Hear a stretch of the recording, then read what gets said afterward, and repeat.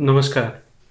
आज एक बहुत इंटरेस्टिंग और बहुत ही महत्वपूर्ण प्रेस नोट जारी किया गया था अयोध्या राम जन्मभूमि न्यास के द्वारा। राम जन्मभूमि न्यास के लोगों ने पिछले 3-4 दिनों से हो रहे घटनाक्रम के बीच में कुछ एक बंदरों की उपस्थिति और उनके द्वारा अपनाए जाने वाला एक निश्चित व्यवहार और उसके पैटर्न के बारे में बताया है। ठीक उसी समय रामलला विराजमान की जो वर्तमान मूर्ति जिसकी प्रतिष्ठा हुई, उसके जो मुख्य कलाकार थे अरुण योगीराज, उन्होंने भी एक बयान जारी किया है कि जब वो भगवान रामलला की मूर्ति बना रहे थे तो एक बंदर रोज आकर के बैठ जाता था और उनको मूर्ति बनाते हुए देखता था। भारत में तो वैसे बहुत तेरे लाखों करोड़ों बंदर हैं। लाखों करोड़ों लोगों के आस्थावान लोगों के साथ इस तरह की चीज़ें वो होती हैं, नोटिस करते हैं, कुछ सत्य होता है, बहुत कुछ अपना मन का भ्रम भी होता है। ऐसे में पिछले दिनों मैं एक अयोध्या पर लिखी हुई बहुत महत्वपूर्ण किताब पढ़ रहा था। उसमें उस जज के हवाले से एक छोटी सी कहानी थी जिस जज ने 1986 में राम जन्मभूमि का ताला खुलवाने का आदेश दिया था।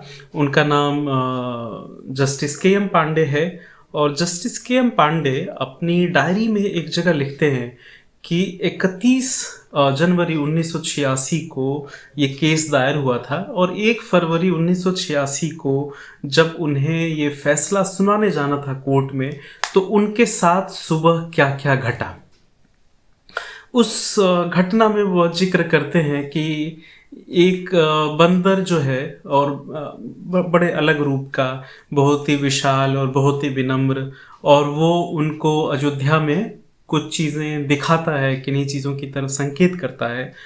और यह कहना अतिशयोक्ति नहीं होगी कि ये संकेतों का एक बहुत बड़ा मनोवैज्ञानिक भी और एक बहुत बड़ा एविडेंस के तौर पर भी कहा जाए तो असर हुआ और जस्टिस के एम पांडे ने ताला खोलने का आदेश किया था।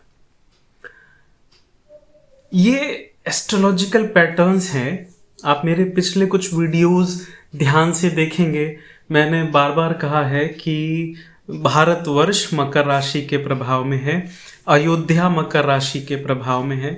पूरा का पूरा राम जन्मभूमि आंदोलन, पूरी की पूरी कार सेवा और यहाँ तक कि जो 22 तारीख को प्राण प्रतिष्ठा हुई, उसमें भी मकर राशि का एक विशेष लेना देना था।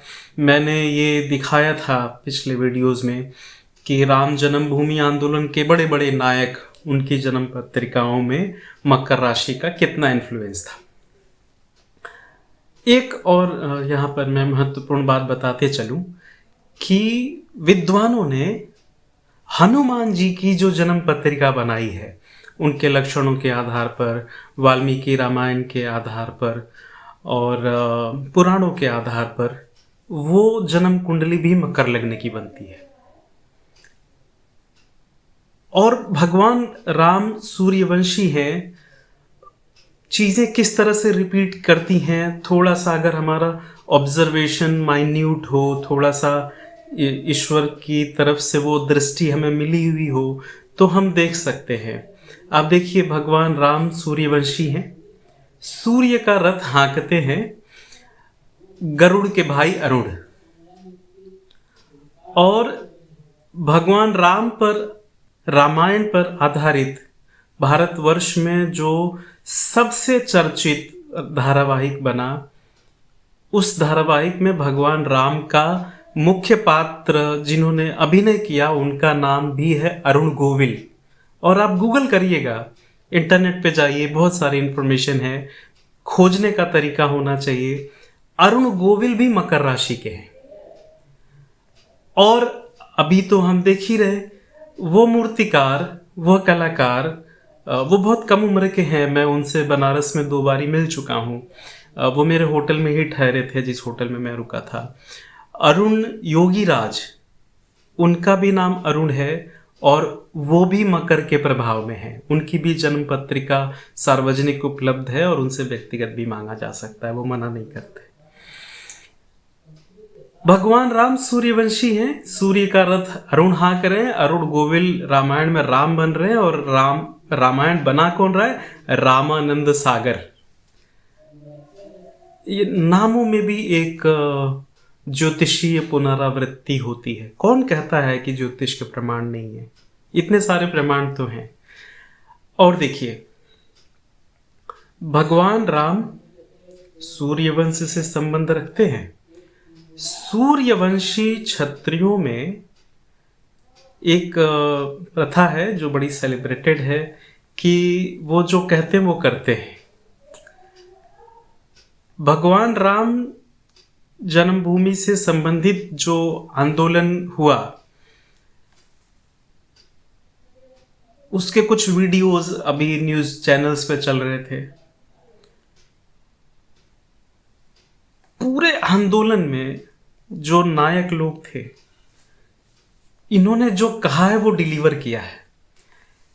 इनकी बाकी जिंदगी अलग, जैसे विनय कटियार हैं, उनकी बाकी जिंदगी अलग, लेकिन अयोध्या आंदोलन से संबंधित जो उनका जीवन है, उस पक्ष को अगर देखा जाए तो जो ये लोग कह रहे हैं वो किया।